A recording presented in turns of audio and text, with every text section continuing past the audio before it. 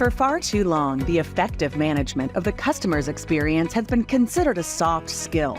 But today, successful companies recognize that the customer experience is king, or from my perspective, is queen. Welcome to CX Unplugged. I'm Gabrielle Gonzalez, your host, and in this series, you will hear from me and other industry experts about how prioritizing the customer experience led to amazing outcomes. Brought to you by the Multifamily Media Network. Well, hello, and welcome to another episode of CX Unplugged on the Multifamily Media Network. I'm Gabrielle Gonzalez, your host. Happy to be here. And on today's episode, I want to talk a little bit about semantics and the power of a word and how it might have multiple meanings.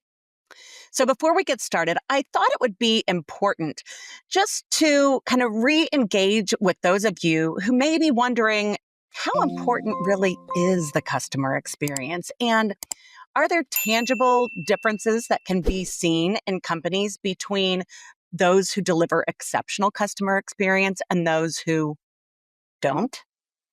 Great question. So before we get started, I thought I would just give you a few statistics. I've got them right here. So I thought you'd like to know that studies show definitively that organizations that lead in customer experience outperformed laggards on the S&P 500 index by nearly 50%. They retain a higher share of wallet and have customers that are 7 times more likely to purchase more from the company. They're 8 times more likely to try other products, and they are 15 times more likely to send you a referral. And I think that we all understand the value and impact of referrals in today's economy and today's business environment. So if that's not enough information right there to encourage you to really focus on the customer experience, well, I don't know what is. So today, I want to share with you just a short story, enough that's a bite-sized tidbit for you to maybe just get those juices flowing in your mind before you go in today and decide to execute with your teams. And it's about the word fine. You know, on the surface, fine might seem like fine word.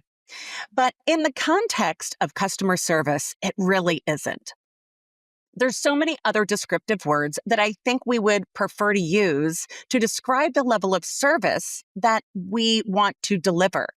Words like amazing, exceptional, outstanding.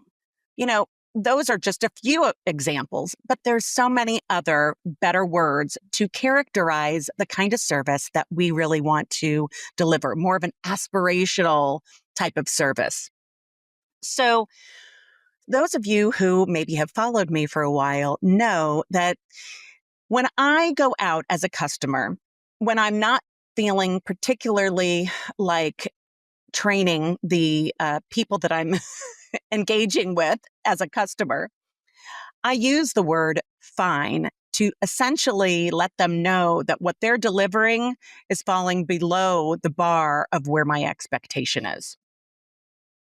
Now, it's true that sometimes I go out and I've got a lot of extra capacity, and when I see something, I say something. So when I see something that could really pivot or help the company improve the service that they're delivering on a regular basis, oftentimes I will say something. I'll ask to speak to an appropriate person and share a little tidbit with them. But sometimes, I just don't have that capacity. So sometimes I just use the word fine. So let me share with you a little story.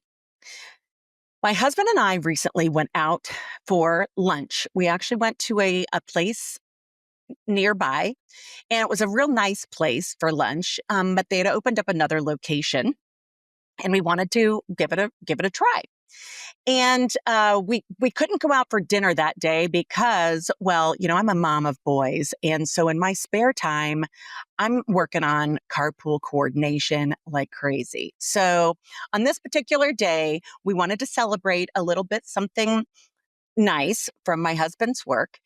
And we decided to go out for a nice lunch.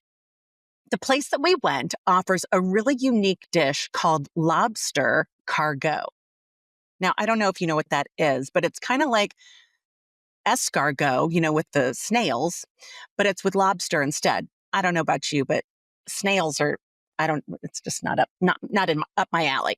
So anyway, we decided to order this because it's lobster and it comes in this like garlic butter and this little dish and there's cheese melted all over it and you can dip the crostinis in there afterward. And if you like lobster, it's amazing.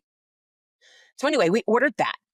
When it came, it was a little bit strange looking in that the pieces of, well, lobster, I guess, that were in there were just like real thin, sort of like, I don't know which part of the lobster it came from actually, but they were just thin, kind of red pieces, like fins almost. It's hard to describe, but they weren't big chunks of lobster, which is what I've been accustomed to when I've ordered that in the past. So needless to say, we were a little disappointed and we were both kind of trying it and asking each other like, oh, what do you think about this? What do you think? And we were like, what are these little pieces? And I've since found out that in the restaurant industry, you can buy lobster, which is called bits and pieces, or you can buy whole lobster. I think that's what it's called.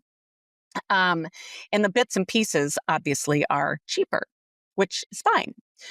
At any rate, we were a little disappointed with this particular appetizer. And so when the server came by and asked, they said, how is it?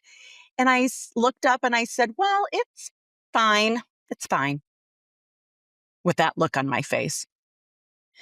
And the server said, oh, okay, great. And they walked away and carried on with their business. Then we got our entrees. My husband had a sandwich. And before we had gotten there, he had been talking about how he was so hungry and we, couldn't wait to get out to lunch and so on and so forth.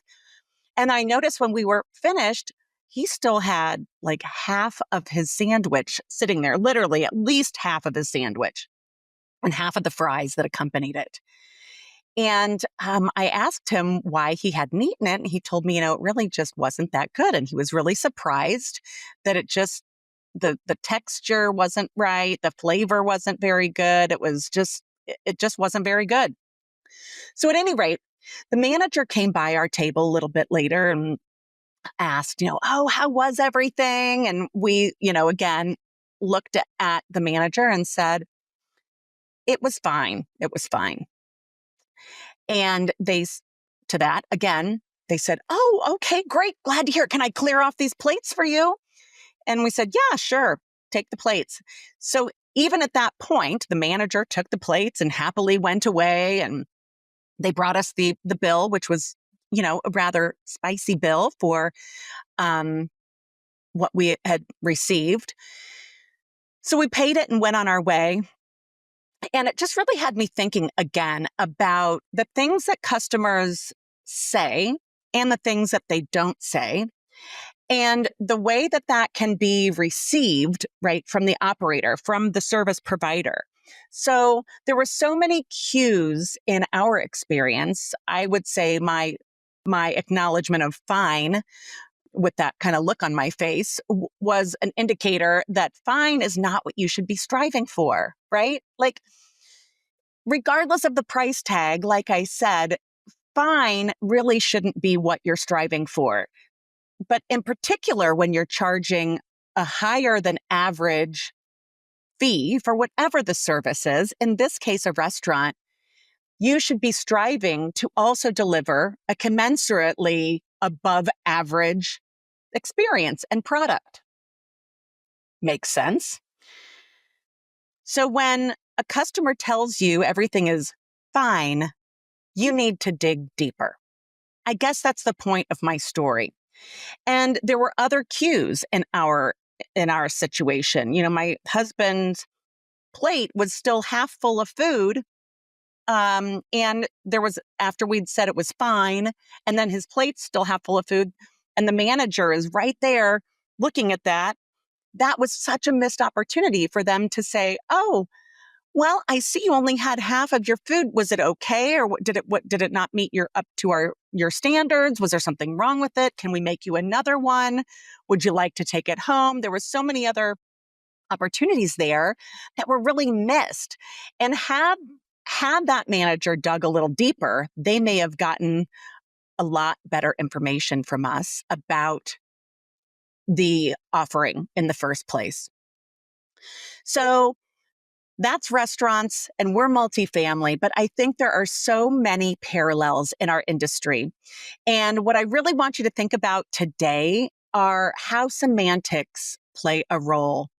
And think about what your customers are telling you about the service. And if they say it's fine, know that it really isn't. You need to dig deeper and find out how you can get them to want to characterize it as exceptional, amazing, outstanding, unbeatable. That's what you're striving for. And sometimes it's really easy to do if you just dig a little deeper. That's my CX Unplugged for you today. Just a little bit of reflective insight, and hopefully that'll help get your mind flowing for some great execution in your week today. Thanks for joining me on the Multifamily Media Network, and please join me again for my next episode of CX Unplugged. Bye-bye. CX Unplugged, where we have redefined who your customer really is. Join me next time to hear more missteps and masterful manifestations in the world of multifamily customer experience. Brought to you by the Multifamily Media Network.